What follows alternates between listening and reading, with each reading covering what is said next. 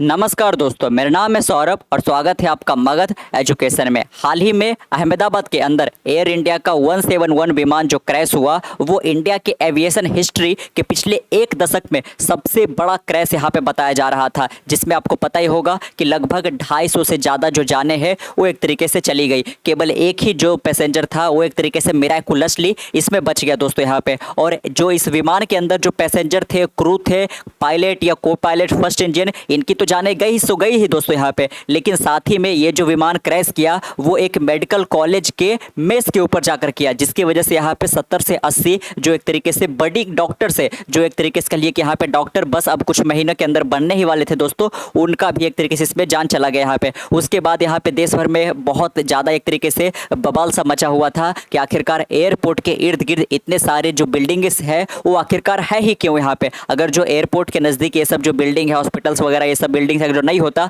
तो एक तरीके से अगर जो ये विमान क्रैश करता वो किसी खुले जगह पे यहाँ पे, तो कह लीजिए कि जो एटलीस्ट जो डॉक्टर्स वगैरह है उनकी तो जाने इसमें नहीं जाती दोस्तों यहाँ पे। इसको लेकर ही जो एक तरीके से हमारा जो डीजीसीए है दोस्तों, उन्होंने एक नया ड्राफ्ट रूल लेकर आया है, जिसके बाद यहाँ पे जो भी एक तरीके से ऑब्स्ट्रक्शंस रिलेटेड बिल्डिंग या फिर एक तरीके से ट्रीज जो है वो अगर जो एयरपोर्ट के इर्द गिर्द होगा तो उसको आसानी से डिमोलिश किया जा सकता है दोस्तों यहाँ पे। और हमारे इंडिया के अंदर कई सारे ऐसे एयरपोर्ट है जिसके इर्द गिर्द कई सारे इलीगल बिल्डिंग यहाँ पे है, जो एक तरीके से कह लीजिए कि जो क्रैश को और ज़्यादा वल्नरेबल बनाते हैं दोस्तों यहाँ पे। लेकिन अभी तक कोई किसी प्रकार का कोई रूल वगैरह यहाँ पे बैक करने के लिए नहीं था, इसीलिए एक तरीके से जो हमारी अथॉरिटी है वो एक तरीके से उतना ज़्यादा एम्पावर नहीं थी कोई एक तरीके से बिल्डिंग्स वगैरह को डिमोलिश कर सके दोस्तों। लेकिन इसी को लेकर के यहाँ पे एक नया ड्राफ्ट रूल को यहाँ पे लाया गया है और बाकायदा जो ये ड्राफ्ट रूल है अभी पब्लिक के लिए ओपन है दोस्तों। पब्लिक अपना कमेंट, फीडबैक या फिर ओपिनियन अपना साझा कर सकती है अगले 21 दिनों के अंदर अंदर यहाँ पे। उसके बाद एक तरीके से ये कानून बन जाएगा और उसके बाद से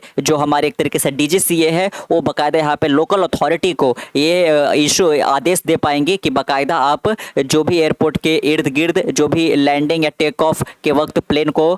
एक तरीके से परेशान कर सकता है, प्रॉब्लमेटिक यहाँ पे है, ऑब्स्ट्रक्शन है, उस बिल्डिंग या ट्री को आप आसानी से कट डाउन कर सकते हो दोस्तों यहाँ पे। एक तरीके से जो है उनको लीगल बाकायदा यहाँ पे एक बैकिंग मिल जाएगा, जिसके बाद से ज़्यादा प्रॉब्लमेटिक नहीं रहेगा। देख सकते हो बाकायदा government issue draft rule for demolishing obstructions near airport. तो ये एयर इंडिया क्रैश का ये एक तरीके से कह लीजिए कि इफेक्ट ही है कि बाकायदा हमारी जो अथॉरिटी है वो अब एक तरीके से कह लीजिए कि अपने साउंड स्लिप से अब जाग रही है। और जैसा कि इंडिया के अंदर हर वक्त होता है दोस्तों कि कोई जब बहुत बड़ा हादसा, दुर्घटना, ट्रेजेडी ये सब हो जाता है, उसके बाद ही हमारी सरकार की अथॉरिटी की नींद खुलती है कि हमें अब कोई बड़ा कदम लेना चाहिए। जबकि यहाँ पे हमारे देश के अंदर कई सारे ऐसे जो एयरपोर्ट है उनके इर्द गिर्द कई सारे जो इलीगल बिल्डिंग्स है वो एक तरीके से बने हुए, जिनको सख्त से सख्त डिमोलिश करने की जरूरत है दोस्तों यहाँ पे। तो बाकायदा एक बहुत अच्छा पहल यहाँ पे बताया जा रहा है। बाकायदा देख सकते हो ये जो ड्राफ्ट एयरक्राफ्ट का है, जिसको बोला जा रहा है demolition of obstruction caused by building and tree etcetera rules 2025 were release under the भारतीय वायुयान अधिनियम 2024। देख सकते हो कि किसके एक तरीके से अंडर इसको रिलीज किया गया है, भारतीय वायुयान अधिनियम के अगेंस्ट दोस्तों यहाँ पे। The government has issue draft rule to regulate and remove obstruction such as building and trees that interfere with aircraft operation. तो एयरक्राफ्ट का चाहे वो लैंडिंग का ऑपरेशन हो, टेक ऑफ का हो, या फिर आपने देखा हुआ कई बार जो इमरजेंसी लैंडिंग करना पड़ता है यहाँ पे, या फिर एयरपोर्ट पे कुछ किसी प्रकार का इशू वगैरह चल रहा है तो लैंड करते करते आपको फिर से एक बार टेक ऑफ करना पड़ता है, कई बार उसके चक्कर वगैरह लगाना पड़ता है, तब जाकर आप फाइनली लैंड करते हो यहाँ पे। तो कुछ भी यहाँ पे हो सकता है दोस्तों, इसीलिए जो भी एक तरीके से हाई राइज बिल्डिंग वगैरह है एयरपोर्ट के नज़दीक, उसको जल्द से जल्द यहाँ पे डिमोलिश करने की जरूरत यहाँ पे है। The government has issue draft rule to regulate and remove obstruction such as building and tree that interfere with aircraft operation around airport. तो एयरपोर्ट के अराउंड जो कोई भी एक तरीके से बिल्डिंग या ट्री जो है वो तरीके से ऑब्स्ट्रक्शंस क्रिएट कर रहा है प्लेन के ऑपरेशंस के लिए, तो उसको बाकायदा अब डिमोलिश किया जा सकता है। द ड्राफ्ट एयरक्राफ्ट, जिसको एक तरीके से नाम दिया गया है demolition of obstructions caused by building and trees rule 2025 were release under the भारतीय वायुयान अधिनियम 2024। बाकायदा देख सकते हो कि अभी फिलहाल ये पब्लिक फीड के लिए, क्योंकि अभी ये महज एक ड्राफ्ट है, तो पब्लिक फीडबैक के लिए बाकायदा 21 दिनों के लिए इसको ओपन रखा गया है दोस्तों। The proposed rule seek to replace the aircraft demolition of obstructions rule 1994।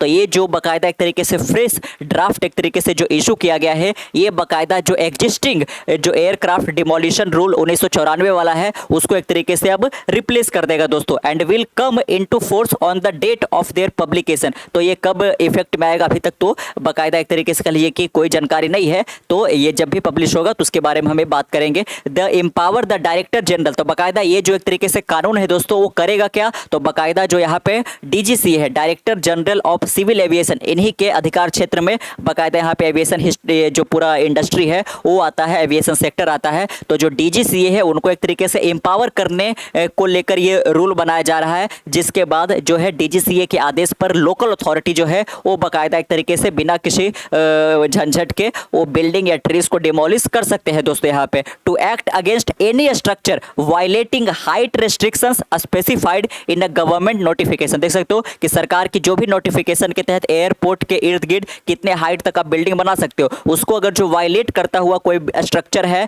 तो बाकायदा उसको एक तरीके से डिमोलिश किया जा सकता है। Under the propose rule any building और tree that violate notified height restrictions around airport may face demolition or height reduction. देख सकते हो या तो आपको कंप्लीट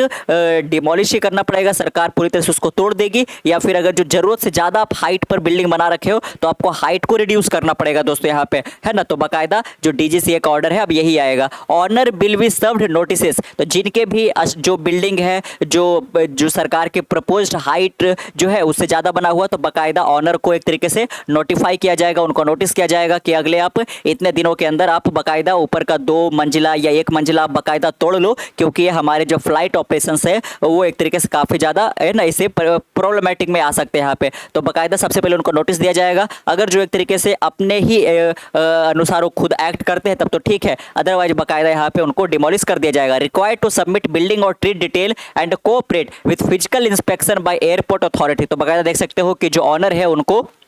एयरपोर्ट अथॉरिटी के साथ बाकायदा उनको कोऑपरेट करना पड़ेगा, जो फिजिकल इंस्पेक्शन किया जाएगा बिल्डिंग का कि क्या इससे खतरा वगैरह है। Airport authority will be required to notify the owner and conduct physical verification when such obstructions are identified. तो जो कोई भी अगर जो ऑब्स्ट्रक्शंस के रूप में बिल्डिंग या ट्रीज वगैरह को आइडेंटिफाई किया जाएगा, उसके बाद जो एयरपोर्ट अथॉरिटी है वो एक तरीके से बिल्डिंग के ऑनर के साथ जा करके उस बिल्डिंग का फिजिकल इंस्पेक्शन करेंगे, और ऐसे में जो ऑनर है उनको बाकायदा यहाँ पे या फिर जो डेवलपर है उनको कोऑपरेट करना पड़ेगा दोस्तों। Owner will be required to submit a structural detail within 60 days. तो देख सकते हो कि स्ट्रक्चर का जो भी डिटेल है वो बाकायदा एयरपोर्ट अथॉरिटी को 60 दिनों के अंदर अंदर ऑनर को सबमिट करना पड़ेगा, और an additional 60 days if an extension is granted. तो अगर जो आपको लगता है आप एक ऑनर के रूप में कि आप लिमिटेड जितना गिवन टाइम है उसके अंदर अंदर आपने डिटेल को नहीं एक तरीके से एक्यूमुलेट किया है, तो अगर जो आपको एक्सटेंशन ग्रांट किया जाता है दोस्तों कि और आप कुछ दिन टाइम ले लो तो अगले और 60 दिन आपको टाइम मिलेंगे। Says the draft if the DGCA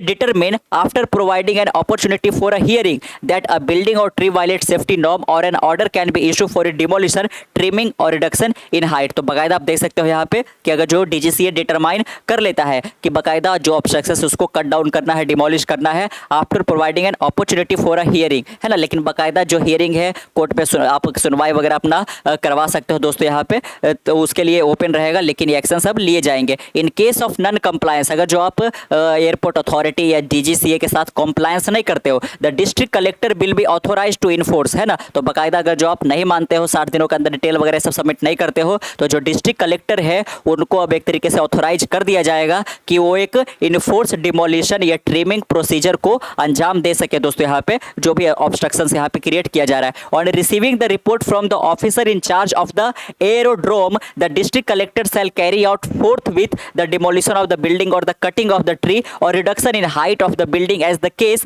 may be in the same manner and by the same procedure as is followed in case of demolition of any unauthorized construction। तो देख सकते हो यहाँ पे कि कोई भी अनऑथोराइज कंस्ट्रक्शन के साथ जो किया जाता है बाकायदा वही काम जो है वो एक तरीके से ऑब्स्ट्रक्शंस के रूप में जो भी बिल्डिंग्स वगैरह है उनके साथ ये किया जाएगा दोस्तों। यहाँ पे जो इंडिविजुअल है जिनको ये नोटिफाई किया गया है वो बाकायदा यहाँ पे अपना जो अपील है फाइल कर सकते हैं बाकायदा to designated appellate officer using a prescribed form and fee. Final order have to be complied within 60 days. और जो भी आप एक तरीके से फाइल करोगे अपने अपील को 60 दिनों के अंदर बाकायदा उसको कंपाइल कर दिया जाएगा यहाँ पे।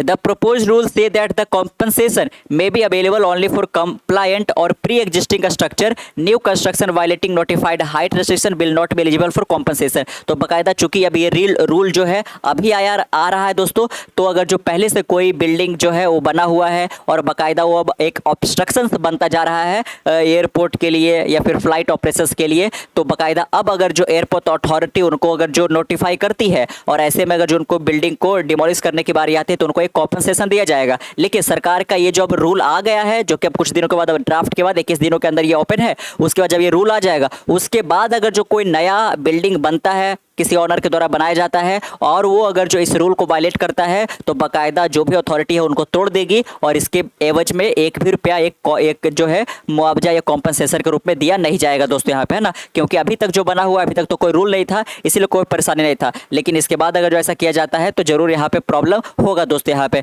तो बाकायदा जैसे कि अगर जो हम कोलकाता एयरपोर्ट की बात करें तो 300 से ज़्यादा ऐसे एक तरीके से कह लीजिए कि बिल्डिंग है, स्ट्रक्चर है जो कि बाकायदा फ्लाइट ऑपरेशंस के लिए एक ऑब्स्ट्रक्शन बना हुआ है दोस्तों यहाँ पे। बाकायदा मुंबई एयरपोर्ट आप ले लो या फिर देश के बहुत सारे जो ऐसे एयरपोर्ट है उनके इर्द गिर्द कई सारे इलीगल स्ट्रक्चर यहाँ पे बना दिए गए हैं जो कि काफ़ी ज़्यादा एक फ्लाइट के लैंडिंग या टेक ऑफ के वक्त काफ़ी ज़्यादा ये परेशान करते हैं दोस्तों यहाँ पे। तो अब से बाकायदा यहाँ पे सरकार को या फिर जो डीजीसी है उनको फ्री हैंड मिल जाएगा कि बाकायदा वो डिमोलिश कर सकते हैं। आप अपील जरूर कर सकते हो यहाँ पे, लेकिन अब ये कानून एक तरीके से बन जाएगा तो आप बाकायदा यहाँ पे सरकार के साथ आपको कोऑपरेट करना ही पड़ेगा दोस्तों। इससे पहले क्या था, इससे पहले अगर जो अथॉरिटी है वो एक तरीके से आदेश देती थी कि आपको तोड़ना है तो बाकायदा लोग है ना इसके खिलाफ चले जाते थे कि ऐसा तो कोई रूल नहीं है तो आप ऐसा कैसे कह सकते हो बाकायदा दोस्तों यहाँ पे। तो कोर्ट के अंदर लंबे लंबे दिनों तक केस एक तरीके से पेंडिंग रहता था, लेकिन अब ऐसा नहीं होगा। एक बार अगर जो अथॉरिटी आपको कह देती है कि डिमोलिश करना पड़ेगा, एक ऑब्स्ट्रक्शन क्रिएट किया जा रहा है,